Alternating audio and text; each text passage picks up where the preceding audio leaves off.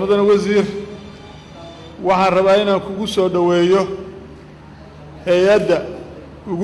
ugu facweyn hay'adaha qaranka ee dalkan jira oo bisha soo socota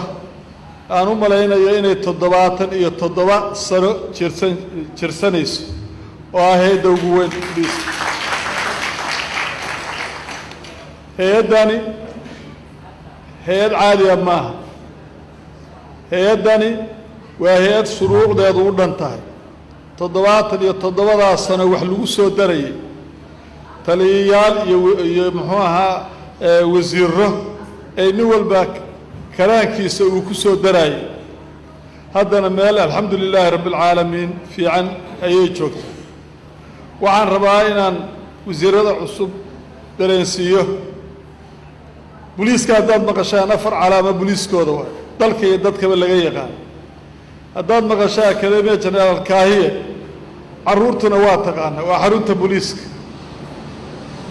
وعلمنا CID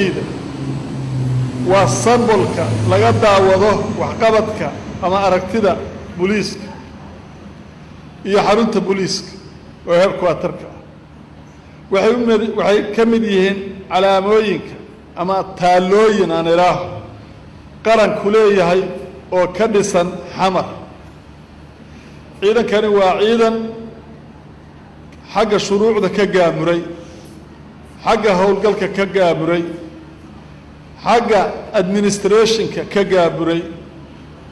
قف كستو بوليس فايل بولية أفرتن يشنتي ما أمرك الله أساسا إلى هذا القف كي قال كي سلوا بعض ولا صو صار وعيدا درجة ووطه درجة حق أي تهاي أو كتب صح marka waa idin sharaf gaar ahaan wasiirka amniga inuu madax ka noqdo taariikhdana u gali doonta inuu noqdo wasiirka amniga gudaha ee dawladda federaalka ee Soomaaliya oo hoos timaado ciidanka booliiska Soomaaliya oo soo dhaweynaa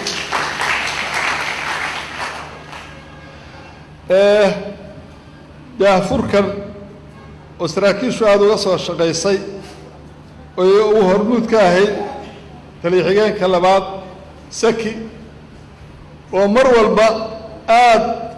يسوقها وشه حق الرماها برشلي بوليسكا كعاونته أما يدو كقفل لاته آد بين وجمها علينا يا آد بين محوها وشه ونقص الشغيسي وعن سلك كويسة وحوي إن بوليسكا هي أي وضع الشغيان محوها دوينها حمر كنول وتدبية تبانك الدقبو أو قيب سما دقمة والبأفر إلى شن واحد وصي قيب سما فالريا وقيب سمان وهوين والباي وضع الشراء هذا دركتين عيدن كبوليس كلامي تاتاجن هذا ما لين يساكون لام تاتاجن كلين أمنية هيان أمنية حافظها يواحيها يقيبها يدقمويك هوين والبوال والشراء ذلك أمنية سنة واحد عن تقوها عيدن كبوليس كالصوماليين iyagoo kaashanaya ciidamada kale ee muxuaha nisa iyo ciidamada kale militariga iyo ciidamada xoogaga loo yaqaano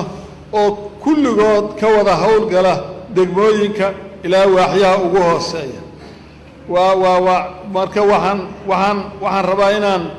aad iyo aad uga mahad celiyo halka ciidanka booliiska Soomaaliyeed hadduu joogo magaalada madaxda Muqdisho ama dawlad goboleedyada booliiska jooga oo aan ayaan dhaweyn qaybo kamid ah soo aragnay sida amniga ay isugu mashquulinayaan oo hawshooda iyo mas'uuliyadooda ay uga soo baxayaan mudan wasiir hortaada waxaan ka amaanayaa ciidanka booliisku inuu yahay ciidan lagu seexan karo xagga aqoonta xagga hawlgalka iyo xagga isku xirnaanta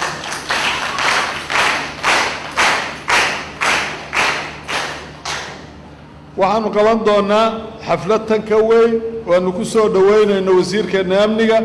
oo waqtigu uu ayaamaha kan muxuu ahaa safaro iyo